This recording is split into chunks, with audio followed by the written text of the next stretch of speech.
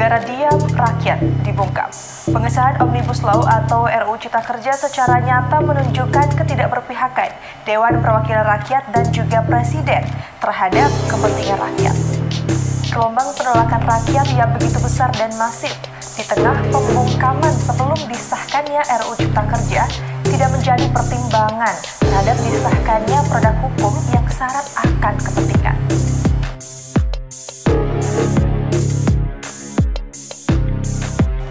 Kedaulatan rakyat yang menjadi dasar tertinggi dalam sebuah pengambilan kebijakan di suatu negara tampaknya di sini menjadi sesuatu yang sangat diabaikan oleh DPR juga Presiden dalam mengesahkan RUU Cipta Kerja ini.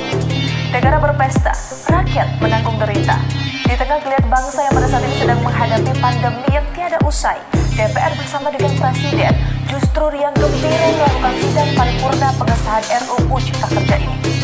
Derita rakyat diabaikan demi kepentingan segelintir elit penguasa. Mandat rakyat diinjak dan dihianati oleh penyelenggara negara yang semestinya mengedepankan kepentingan rakyat dalam setiap pengambilan kebijakan yang ada. Gelombang penolakan pun terjadi di mana-mana, tak terkecuali di Bengkulu.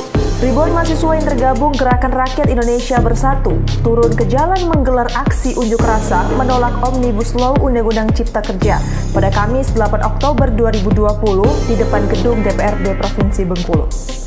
Nah, ada 5 poin penting pernyataan sikap dan juga tuntutan yang terdapat pada parlemen jalanan dalam aksi tersebut. Kelima pernyataan sikap ini yaitu pertama, menolak dengan tegas hasil pengesahan Undang-Undang Omnibus Law atau Cipta Kerja. Kedua, mengecam pihak-pihak yang menyetujui dan mengesahkan rancangan Undang-Undang Omnibus Law. Dan yang ketiga, mendukung para akademisi untuk mengajukan judicial review terkait Undang-Undang Omnibus Law atau Cipta Kerja.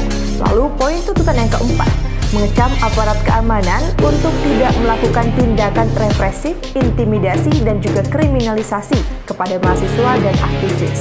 Nah, yang kelima, mendesak Presiden Joko Widodo untuk mengambil sikap tegas terhadap konflik yang ditimbulkan oleh Undang-Undang Omnibus Law atau Cipta Kerja. Tuntutan ini lalu diakomodir oleh perwakilan DPRD Provinsi Bengkulu pada sidang parlemen jalanan. Nah, pada saat ini di masyarakat beredar informasi bahwasannya terdapat 12 alasan para buruh untuk menolak Omnibus Law RUU Cipta Kerja adalah hoax. Dalam hal ini, Presiden Konfederasi Serikat Pekerja Indonesia, yakni Said Iqbal, mengungkapkan pandangannya bahwa ke-12 hal tersebut bisa saja terjadi manakala Omnibus Law diberlakukan. Dia pun mengupas satu persatu pasal dan juga fakta yang sebenarnya. Pertama, benarkah uang pesangon akan dikurangi? Faktanya, uang pesangon dikurangi. Yang kedua, benarkah UMP, UMK, UMSK, dan UMSP dihapus? Faktanya, upah minimum sektoral dihapus, sedangkan UMK ada persyaratan. Fakta lain adalah UMK ditetapkan bersyarat yang diatur kemudian adalah pemerintah. Ketiga, benarkah upah buruh dihitung per jam? Faktanya, aturan dalam Omnibus Law tentang perubahan terhadap pasal 88B Undang-Undang 13 tahun 2003 memungkinkan adanya pembayaran upah satuan waktu yang bisa menjadi dasar pembayaran upah per jam, di mana upah per jam yang dihitung per jam ini pernah disampaikan oleh Menteri Ketenagakerjaan. Keempat, benarkah hak cuti hilang dan tidak ada kompensasi? Faktanya, cuti panjang hilang dan berpotensi tidak lagi diberikan. Kelima, benarkah outsourcing di semua jenis industri dan dengan kontrak seumur hidup? Faktanya, outsourcing atau pemborongan pekerjaan bisa diterapkan di semua jenis pekerjaan tanpa terkecuali. Keenam, benarkah tidak ada status karyawan tetap? Faktanya, karyawan kontrak tidak ada lagi batasan waktu. Ketujuh, apakah perusahaan bisa mem-PHK kapanpun secara sepihak? Faktanya, perusahaan yang melakukan PHK secara sepihak dalam Omnibus Law tidak lagi dikategorikan batal demi hukum dan upah selama proses perselisihan PHK tidak dibayar. Kedelapan, benarkah jaminan sosial dan kesejahteraan lainnya hilang?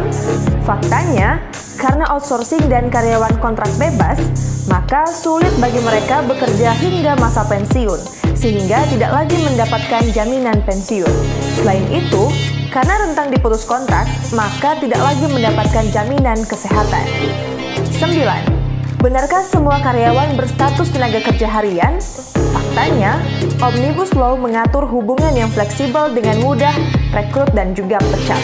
Sehingga mungkin saja akan banyak buruh yang berstatus sebagai tenaga kerja harian. 10. Benarkah tenaga kerja asing bebas masuk?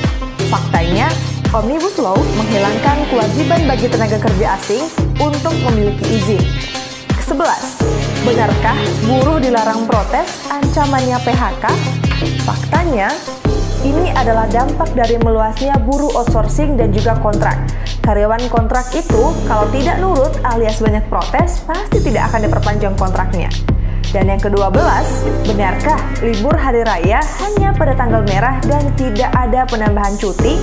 Faktanya, ini adalah dampak dari penerapan jam kerja yang fleksibel dan upah per jam. Sehingga hari libur pun buruh bisa saja diwajibkan tetap bekerja. Aksi diam menandakan bahwa diamnya suatu negara tidak akan membungkam penolakan rakyat terhadap pengesahan RUU Cipta Kerja ini. Namun ingat, perjuangan rakyat dalam melawan penindasan akan selalu ada.